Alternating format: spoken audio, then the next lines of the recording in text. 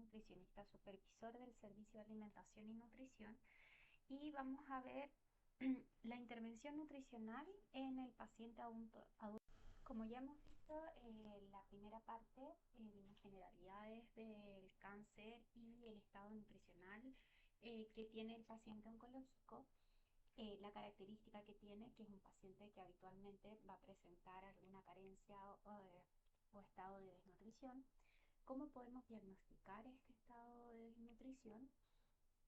Y la importancia que tiene una intervención nutricional oportuna. En la segunda parte pudimos visualizar cómo logramos calcular los requerimientos nutricionales del paciente, cómo mediante herramientas, por ejemplo, como la anamnesis alimentaria, podemos identificar síntomas eh, en el paciente que dificultan la ingesta alimentaria y de qué forma podemos modificar las preparaciones y o alimentos para favorecer la ingesta de alimentos. En esta tercera parte vamos a ver mucho más en detalle las intervenciones nutricionales respecto a ya cuando tenemos al paciente sin poder cubrir sus requerimientos con la ingesta de alimentos, teniendo que recurrir a un soporte nutricional oral complementario a la alimentación o una nutrición enteral y o una nutrición parenteral. Entonces ya dentro de nuestros objetivos está manejar los conceptos básicos del soporte nutricional oral, enteral y parenteral. Como les mencionaba entonces, ya hemos visto los primeros ítems de evaluación, cálculo de requerimiento, anamnesis, control e ingesta. Y ahora vamos a ir de lleno al soporte nutricional y la educación al paciente para que se lleve a cabo este soporte nutricional. Dentro de este flujograma de cómo tenemos que actuar en caso de que el aporte sea inadecuado, en base a los requerimientos nutricionales del paciente, entramos al soporte nutricional, que nos indica que si la ingesta del paciente es menor a un 75 o 60% de los requerimientos, previo a ya haber hecho modificaciones en la consistencia y digestibilidad, tenemos que empezar a iniciar con un soporte oral. Los soportes nutricionales orales se encuentran indicados en pacientes que tienen reducida su ingesta habitual, ya sea por un bajo apetito, por intolerancia o aversión a ciertos alimentos, y en aquellos casos donde la ingesta, si bien es aceptable, no logra cubrir los requerimientos elevados, pensando en que estos pacientes pasan por etapas de hipercatabolismo, sobre todo cuando están en tratamientos oncológicos. El soporte nutricional consiste en la entrega de fórmulas de elaboración industrial que lo que hacen es compensar el déficit que presentan los pacientes por una alimentación insuficiente o no adecuada para las necesidades que él tiene. Existen dos formatos, que son las fórmulas que son para reconstituir o en polvo y aquellas que son listas para tomar o para consumir. Como podemos ver aquí, tenemos un listado de las fórmulas que se encuentran dentro del arsenal de FALS, para que tengan un ejemplo de que existe diversidad de laboratorios, existe diversidad de marcas, también distintos formatos. Podemos ver algunos que son en formatos líquidos y otros que son en formato ya compacto, tipo postre. Esto en este caso, por ejemplo, los gelatin son similar a una gelatina, ya que vienen con 20 gramos de proteína en 118 gramos aproximadamente, que es lo que trae el pote. Ya algunas de ellas vienen con adición de sacarosa, otros vienen con MCT, con un tipo de lípido que no requiere de enzimas para poder ser digeridas. Y en este caso, por ejemplo, el último, que es un fresh whipping cream, que es un postre de consistencia tipo pudding, que viene con sabor a praliné, cappuccino, vainilla. Entonces, de esa forma logramos abarcar distintas consistencias en base a los requerimientos del paciente, y también la idea es que también sea en base a las preferencias que pueda tener el paciente. También tenemos las fórmulas modulares o en polvo, que son productos que cuentan con un nutriente específico, puede ser 1, 2 o 3, pero que no son completas. Y lo que buscan es complementar la nutrición con algún nutriente específico. Ya los más utilizados son las proteínas en polvo o las maltodextrinas, que son las de hidratos de carbono, y también hay otras que son específicas para ciertas necesidades. Por ejemplo, tenemos este suplemento que es el Avintra, ya que es este sobrecito que está acá, ya que es un polvo que viene con sabor a naranja, el cual está indicado para pacientes que tienen lesiones por presión, ya y que ayudan a mejorar la cicatrización. Es un módulo que contiene zinc, tiene vitamina C, tiene arginina y tiene glutamina. Ya también están los famosos probióticos como el Vivera, algunos que son de un solo nutriente o de un solo aminoácido, en este caso que es la glutamina. Ya, y también están las proteínas en polvo. La Sociedad Americana de Nutrición Enteral y Parenteral publica unas guías prácticas para la terapia de nutrición enteral. ¿Ya? Dentro de ellas indica la duración que tiene las nutriciones enterales. ¿Ya? Esto se extrapola a los suplementos orales porque habla de fórmulas estériles y fórmulas no estériles, o fórmulas no estériles como aditivos que podrían ya pasar a ser los módulos. ¿Ya? Esta línea de tiempo indica cuando es a nivel hospitalario y cuando es en domicilio. Entonces, a nivel hospitalario podemos ver que fórmulas estériles como las RTD o RTE, que son las listas para ser consumidas o listas para ser tomadas, si nosotros no la manipulamos y no le agregamos ningún módulo, podrían llegar a durar hasta 8 horas refrigeradas y 4 horas a temperatura ambiente. ¿Ya? Mientras que cuando tenemos fórmulas en polvo o que se les han adicionado algún módulo a una fórmula RTD, por ejemplo, no van a durar más de 4 horas. ¿Y esto por qué es? Por la manipulación que tuvo y por el riesgo que pueda tener de crecimiento de mi mismo. Ahora, siguiendo este mismo flujograma, ¿qué pasa cuando, pese a nuestra educación al paciente respecto a modificaciones en los alimentos, en las preparaciones para favorecer la ingesta, si nosotros además incorporamos un soporte nutricional oral y pese a esto la ingesta sigue siendo menor al 60% de los requerimientos en 1 o 2 semanas, ya tenemos que empezar a evaluar la instalación de una vía enteral, que si nuestro objetivo es entre 4 a 6 semanas y va a ser por un periodo corto de tiempo el que el paciente podría tener esta sonda enteral instalada, vamos a preferir una sonda nasoenteral u oro enteral. Mientras que si la duración que nosotros estamos viendo va a ser mayor a 4 a 6 semanas, tenemos un paciente que va a estar, no sé, con 30 sesiones de radioterapia, por ejemplo, que va a presentar mucha disfagia, ya podríamos estar pensando en una ostomía, que dependiendo de dónde esté localizado el tumor, cuál va a ser el tratamiento oncológico, si va a necesitar cirugía o no, si tiene una gastroparesia, si tiene algún riesgo de aspiración, podríamos pensar en una yeyonostomía.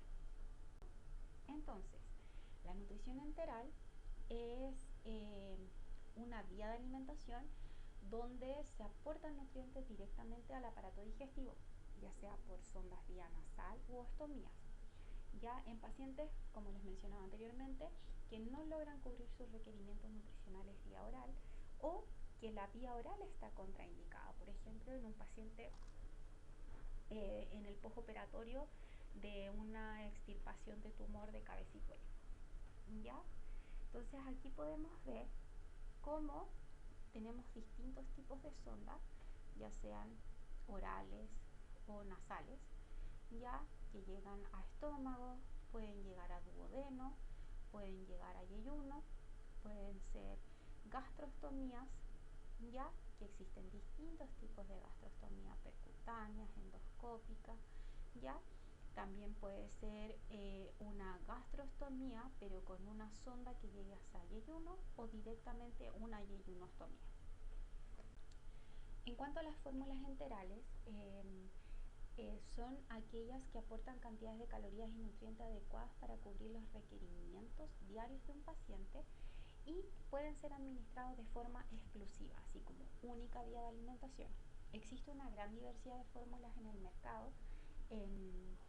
También son conocidas como fórmulas RTH porque son listas para ser colgadas y la principal característica que tienen es su seguridad microbiológica porque son fórmulas estériles.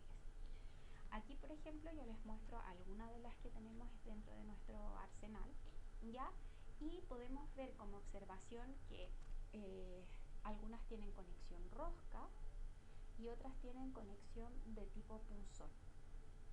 Ya son de distintos laboratorios y estos dos son como los más universales que se manejan, estas dos conexiones.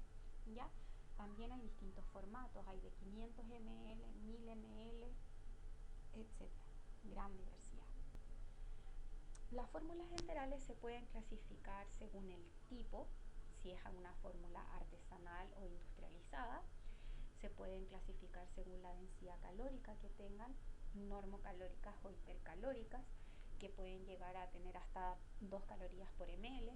La osmolalidad, que son fórmulas isotónicas, moderadamente hipertónicas o derechamente ya hipertónicas sobre 550-750 miliosmol por kilogramo de fórmula.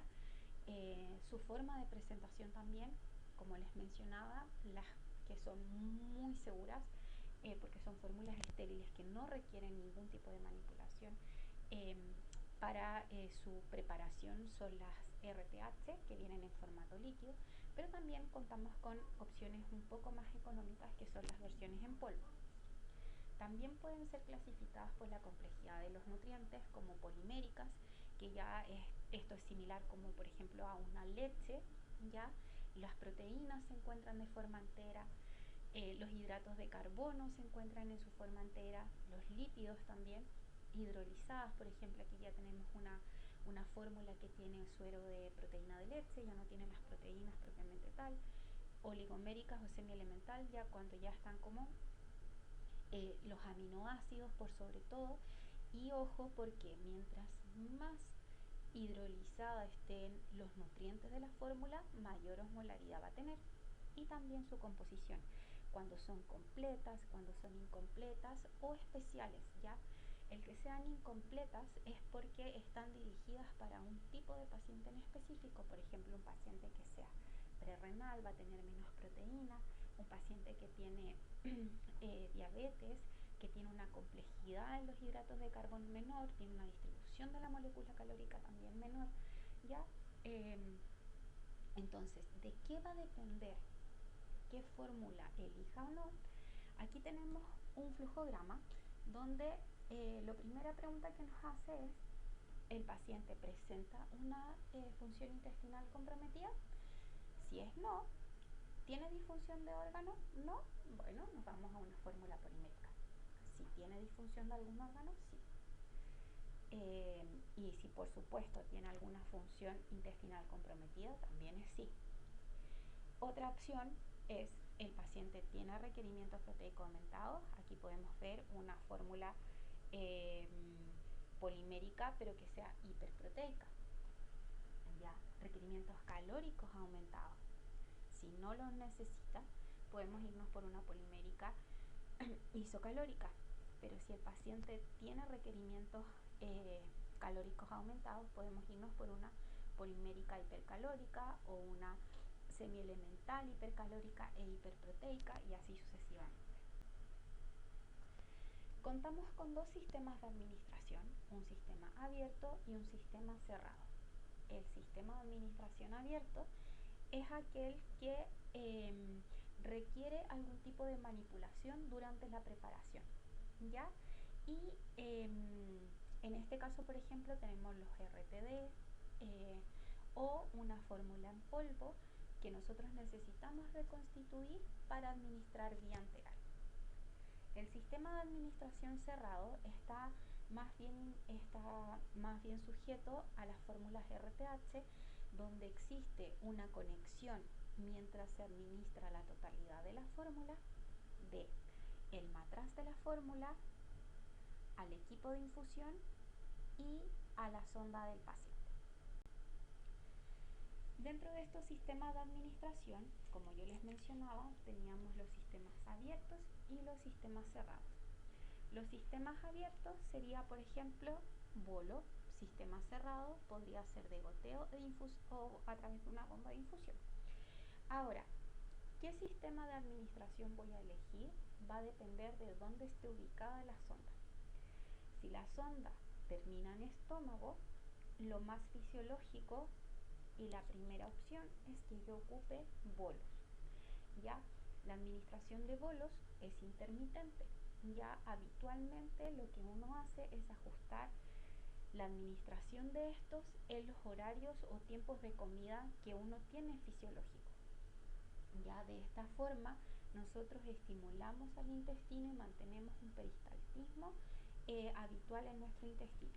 Ahora, si el paciente tiene una sonda que termina en estómago o llega a estómago, pero es un paciente, es un adulto mayor, que lo tenemos encamado y que además está en una posición menor a los 30 grados de forma horizontal, podríamos considerar una bomba de infusión donde se administre un menor volumen por hora sin tener riesgo de que el paciente presente un reflujo gastroesofágico y posible broncoaspiración. Ahora, ¿qué pasa si la sonda termina o llega a yeyuno? En ese caso, sí o sí, la administración tiene que ser a través de una bomba de infusión, porque el volumen que va a llegar al yeyuno tiene que ser mínimo. De esta forma no lo estimulamos y no generamos dolor abdominal ni aumento del tránsito intestinal. Si nosotros tenemos una gastrostomía, al igual que en una sonda nasogástrica, lo más fisiológico y lo primero que vamos a hacer es indicar la administración de la nutrición enteral por bolos. Pero nuevamente, esto puede modificarse dependiendo de las condiciones, características del paciente. Finalmente, si la sonda, independiente de que sea una gastrostomía con una sonda que llegue hacia yeyuno o una yeyunostomía, sí o sí, si es postpilórico, tiene que ser mediante una bomba de infusión, la administración de la nutrición enteral. Ahora, dentro de los sistemas de administración, desde el 2016, la Organización Internacional de Normalización ISO publica una estandarización de conectores para la administración de distintos tratamientos en base al sistema corporal, ¿ya? Entonces en la imagen podemos ver cómo tienen distintos códigos dependiendo de dónde se vayan a administrar los medicamentos. Todo esto es para evitar conexiones erróneas, ¿ya? Y que estén fuera del área terapéutica. De esta forma se aumenta la seguridad terapéutica a nuestros pacientes. En este caso, para la administración del sistema, para la administración de nutrición enteral segura, el sistema de conexión ISO es el sistema ENFI, ya es un sistema rosco, ya de color morado, que es incompatible con cualquier otra vía o forma de administrar algún otro tipo de tratamiento a otro órgano o sistema corporal. ¿Ya?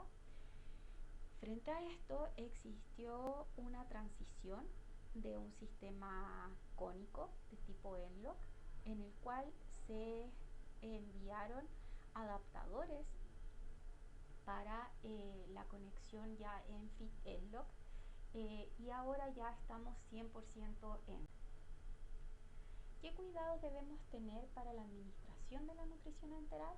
Bueno, primero es importante el lavado clínico de manos, mantener la superficie limpia antes de apoyar los elementos o los insumos requeridos para la instalación de la nutrición enteral, pensando que esto va a ser algo que va a llegar directo al tracto digestivo del paciente, ¿ya?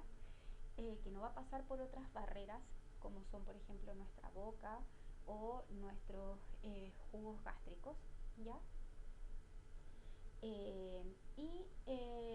La utilización de los elementos de protección personal que son principalmente los guantes. Como les contaba anteriormente, existen como dos sistemas universales de conexión para las bajadas en estos envases RTH. Está el de tipo FitCap, que es de tipo rosca, ¿ya? Las sondas Zenfit vienen adaptadas tanto para este tipo FitCap como para el tipo punzón, ¿ya? Si se fijan, esta sonda, esta bajada viene con adaptadores de tipo punzón, pero en sí está 100% unida la bajada al tipo rosca.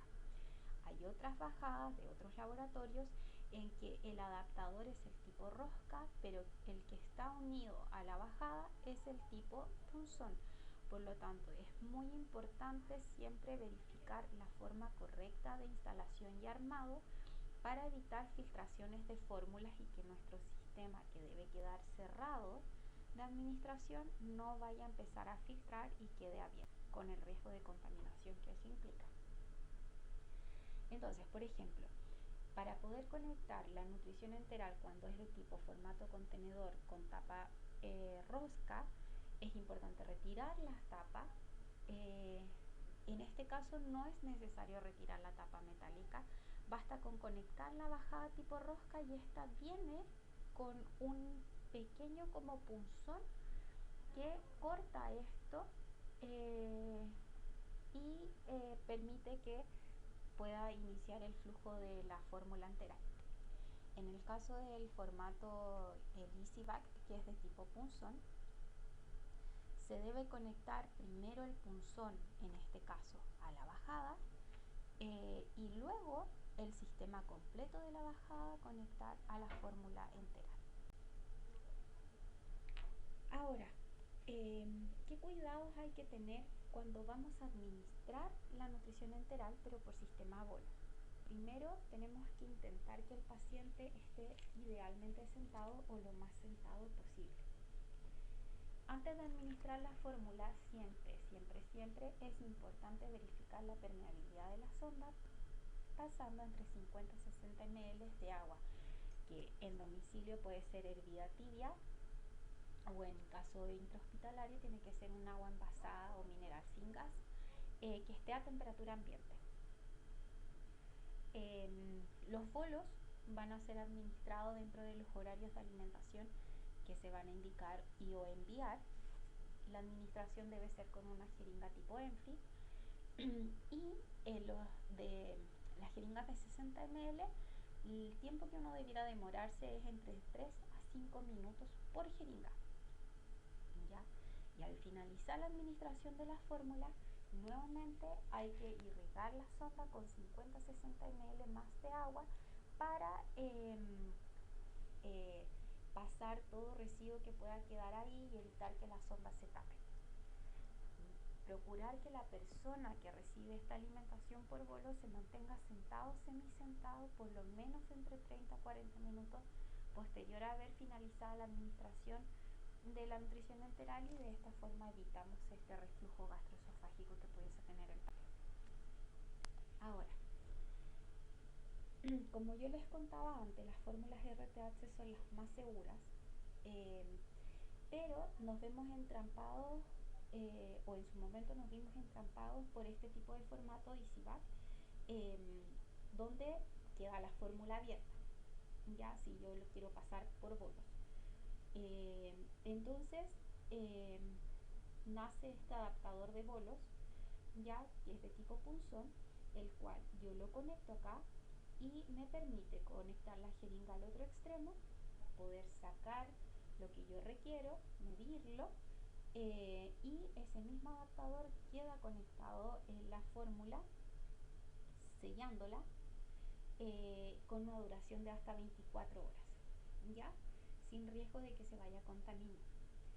Es importante también decir que dentro de la ley Ricarte Soto y la nutrición enteral domiciliaria se encuentra la entrega de este adaptador de bolo como parte de los insumos para las fórmulas cuando se las indica los médicos, que son estas fórmulas un poco más especializadas, hipercalóricas, hiperproteicas o semihidrolizadas. Ahora, ¿qué cuidados se deben tener cuando vamos a administrar la nutrición enteral, pero por bomba de infusión continua? Independiente de la forma de administración o el sistema de administración que ocupemos, ya sea bolo o bomba de infusión, si la sonda está en estómago, lo ideal es que el paciente siempre se mantenga lo más sentado posible. ¿Ya? Antes de conectar el matraz, es importante pasar agua, ya, para permeabilizar la sonda. Luego debemos conectar la bajada a la fórmula, insertar la bajada en el equipo y la sonda, y la bajada conectarla a la sonda del paciente. Es importante también verificar que no quede tirante, que tenga un buen espacio el paciente para poder movilizarse, que no quede apodada o doblada, porque si no el equipo también va a empezar a avisar que existe una obstrucción en el flujo de la nutrición enteral. El ideal es que cada 4 a 6 horas se administren 30 cc de agua lentamente por las llaves de paso que tienen las bajadas, ¿ya?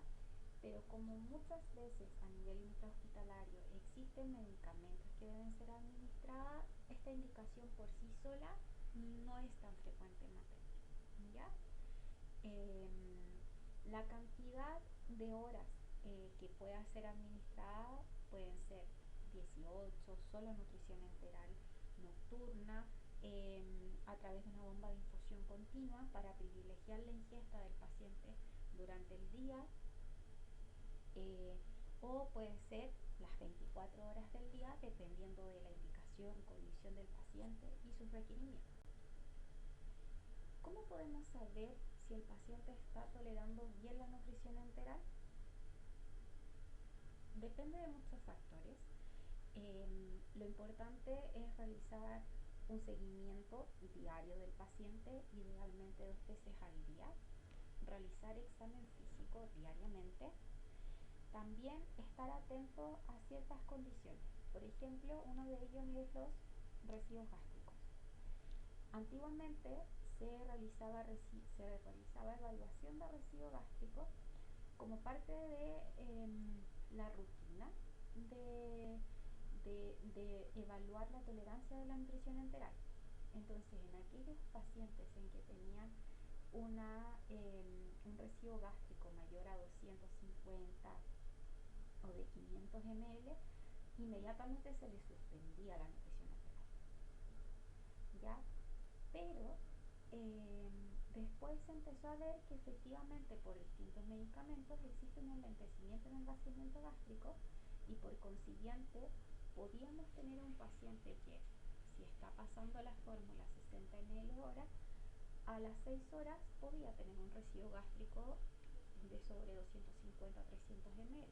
Entonces, la recomendación es que si no existe otro tipo de síntoma como distensión abdominal o un abdomen que esté muy abultado, que esté pétreo, que el paciente no tenga, por ejemplo, deposición concentraciones.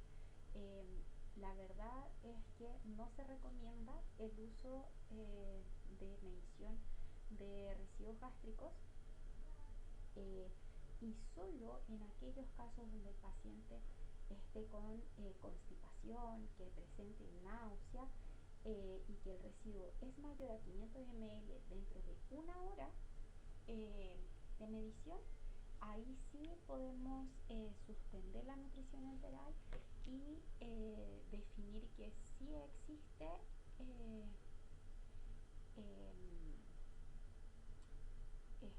presencia de residuos gástricos. Ya a nivel de la UPC, esta monitorización en gran parte de los centros es parte de las nutriciones enterales. ¿Ya? Por lo tanto, nuevamente la monitorización por horario no es necesaria si no está acompañado de otros síntomas que me puedan a mí estar diciendo que el paciente está teniendo un aumento en la cantidad de fórmula a nivel gástrica o gastrointestinal. ¿Ya? Respecto a las diarreas, habitualmente se suspende solo por la presencia de una deposición líquida. Automáticamente se suspende hasta que venga el médico y lo evalúe. Es una de las razones más frecuentes de interrupción. Y aquí en este caso, lo más importante nuevamente es que se protocolice en la institución cuál va a ser mi margen para yo decir, voy a bajar la velocidad o definitivamente lo voy a suspender. ¿Bajo qué criterios yo lo voy a hacer? ¿Ya?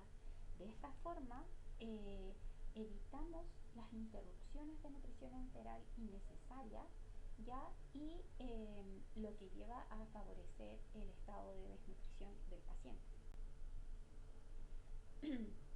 Entonces, ¿cuánto dura la nutrición enteral? Si nosotros mantenemos un sistema cerrado de nutrición enteral, un sistema cerrado, o sea, la fórmula enteral conectada a la bajada y la bajada conectada a la sonda, este sistema nos dura 24 horas a nivel intrahospitalario. ¿Qué pasa si nosotros, por un paciente que está con una hipernatremia, nos indican administrar agua? No existen fórmulas en formato RTH en base a agua. Lo que sí existen son contenedores o easy bag para hidratación. Y en estos casos, como ya estamos administrando algo que es estéril porque es un agua, pero se manipuló porque tuvimos que trasvasijarla a este contenedor, la duración del contenedor no va a ser más de 8 horas. ¿Ya? Y en caso de que tengamos que administrar un módulo por bolo que requiera reconstitución, duran 4 horas desde que se prepararon.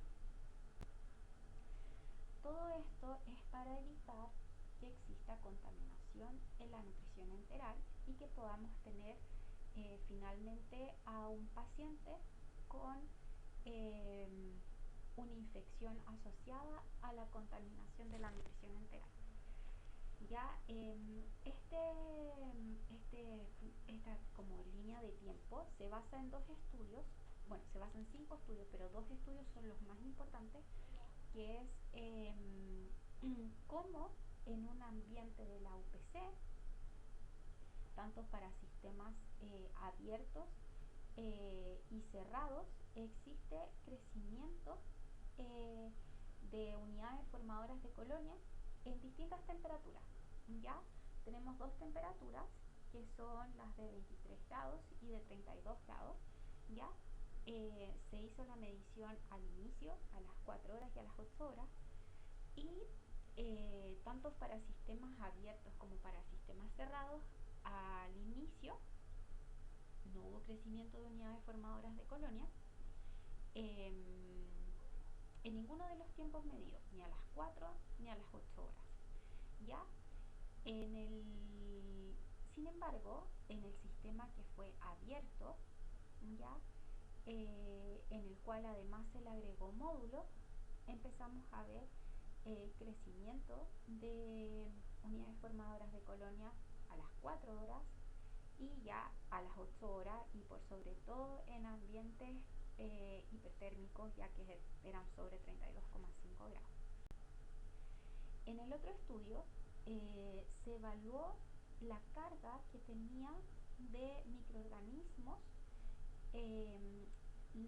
el contenedor de la nutrición enteral y se pudo observar que al desconectar las fórmulas, eh, la mayor contaminación se presenta a nivel de la boquilla, ¿ya? Que es como la parte rosca, ¿ya? Existe también mayor contaminación de la bajada hacia distal que en el contenedor propiamente tal, pero igual logra llegar los microorganismos de la bajada, que está conectada hacia la sonda, y logran llegar por conexión y desconexión hacia el contenedor. Entonces, finalmente lo que nos dice este estudio es que a mayor manipulación existe mayor riesgo de contaminación. Aquí yo les muestro algunos ejemplos de cómo se han alterado las sondas de alimentación de los pacientes y se han adecuado para que puedan ser conectadas a sistemas ENFI, que era lo que hablábamos antes. ¿Ya?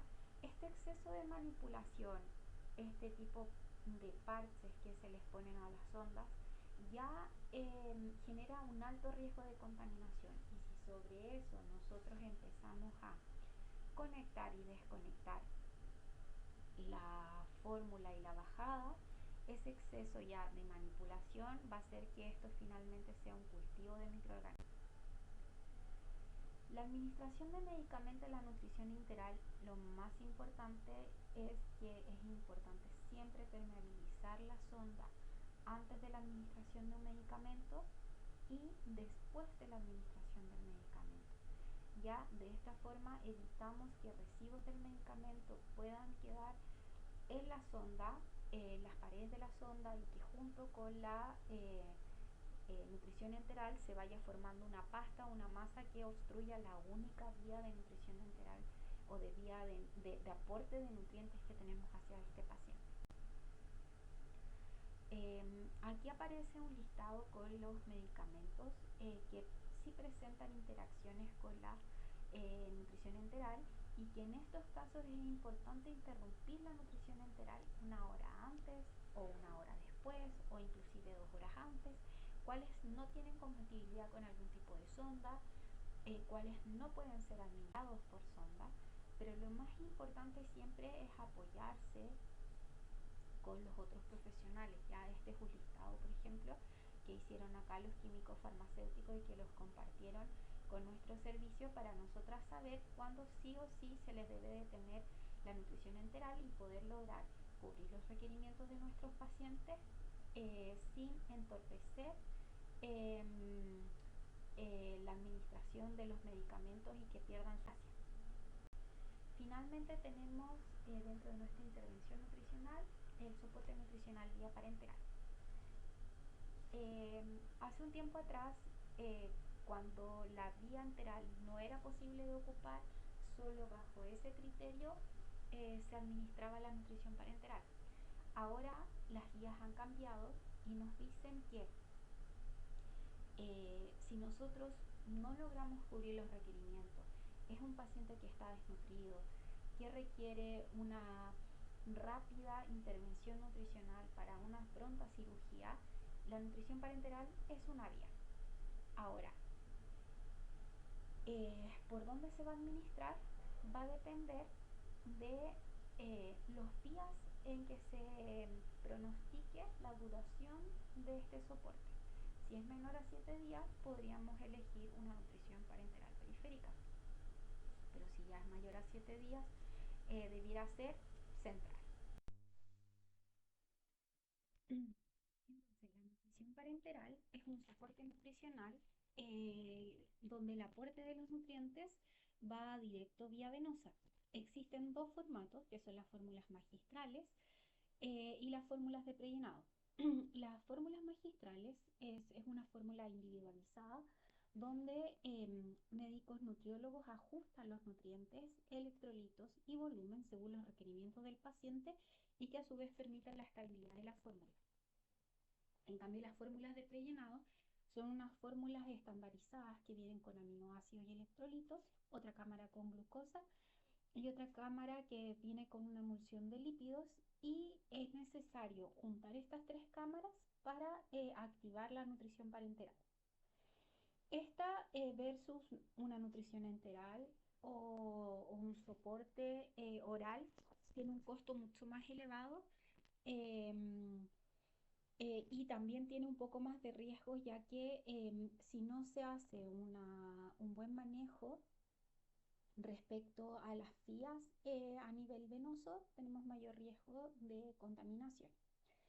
La prescripción de la nutrición parenteral, independiente de si es una fórmula magistral o de prellenado, siempre va a ser individualizada, ¿ya? Va a depender del acceso venoso que tengamos disponible en el paciente. Si es central, por ejemplo, vamos a requerir una fórmula o podemos utilizar una fórmula de mayor osmolaridad y que por consiguiente tenga mayor aporte de nutrientes, versus una vía de acceso periférica, donde la fórmula para evitar la flebitis tiene que ser de menor osmolaridad y por consiguiente va a tener un menor aporte de nutrientes, ¿ya? También va a depender de los requerimientos nutricionales y los objetivos nutricionales que tengamos con el paciente, y por supuesto siempre hay que estarlos monitorizando. ¿Cuándo se indica la nutrición parenteral? En pacientes que se someten a cirugías digestivas resectivas mayores, ya donde existe una amplia resección a nivel, por ejemplo, intestinal o gástrico, presencia de fístulas de alto débito, donde ya lo que nosotros queremos hacer es disminuir la motilidad gastrointestinal y por consiguiente dejar como en una especie de reposo nuestro sistema digestivo para disminuir estos débitos, en pacientes que han sido sometidos a trasplantes, en pacientes que estaban cursando con una pancreatitis, sobre todo de tipo aguda, donde no se puede utilizar la vía enteral, ya sea oral o enteral con sonda. Cuando el paciente presenta un hilio de diversas etiologías, ya sea un hilio mecánico, un hilio fisiológico, un hilio por medicamentos, cuando existe un trauma abdominal, isquemias de tipo mesentérico donde no existe irrigación a nivel de nuestro intestino, pacientes que están con un síndrome de intestino corto, síndromes malabsortivos, enfermedades inflamatorias intestinales y o en un estado de desnutrición preoperatoria donde tenemos muy poquitos días para lograr nutrir o aumentar las proteínas viscerales del paciente y de esta forma disminuir el riesgo de complicaciones y morbilidad en su postoperatorio. La nutrición parenteral de receta magistral, si ustedes ven en las imágenes, es preparado bajo altos estándares de calidad en una campana de flujo laminar, ya donde cada nutriente está colgado y se va armando esta bolsita con los requerimientos que se solicita por el médico nutriólogo. Es súper importante considerar la hora de preparación, ya porque en base a esa hora de preparación empiezan a correr las 24 horas en la cual esta nutrición debe ser administrada, versus las nutriciones parenteral de prellenado, que es una vez que yo la activo, o sea que junto las tres cámaras, em, empiezan a correr las 24 horas, ¿ya? Eh, Esta nutrición parenteral de prellenado viene sin vitaminas y elementos traza, ¿ya? Los cuales son claves para pacientes que requieren esta o que tienen esta nutrición como única vía de alimentación. Por lo tanto, siempre es importante estar atentas a que se indiquen eh, estas vitaminas y los como les mencionaba anteriormente, uno de los cuidados más importantes para evitar la contaminación es tener una buena técnica al momento de conectar la nutrición parenteral. ¿Ya? Tiene que ser bajo una técnica séptica. La nutrición parenteral debe ser administrada a través de una vía exclusiva para esta, ¿ya?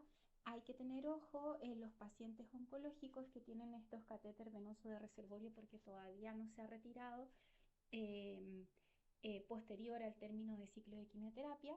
Ya no es la mejor opción, ya que en este reservorio los lípidos pueden quedar pegados en este reservorio y podrían flocular y generar una obstrucción en este catéter. ¿Ya? Por lo tanto, el ideal es que sea una vía ya sea periférica o central, pero exclusiva para la administración de la nutrición parenteral. Al igual que la nutrición enteral, siempre hay que mantener un estricto circuito cerrado. No se deben funcionar las bolsas ni para nutrición parenteral ni las de prellenado y nunca se deben desconectar las nutriciones parenterales. Si yo la desconecto porque el paciente tiene que ir a un examen o algún procedimiento, esa fórmula, ya sea enteral o parenteral, se debe eliminar y no volver a reconectar. Y las bajadas, ya sea para administración de aminoácidos, para administración de nutrición parenteral o de vitaminas, no pueden ser utilizadas para administrar otro tipo de medicamentos. Inclusive luego de ya haber sido utilizadas para esto, después tienen que ser... Muchas gracias.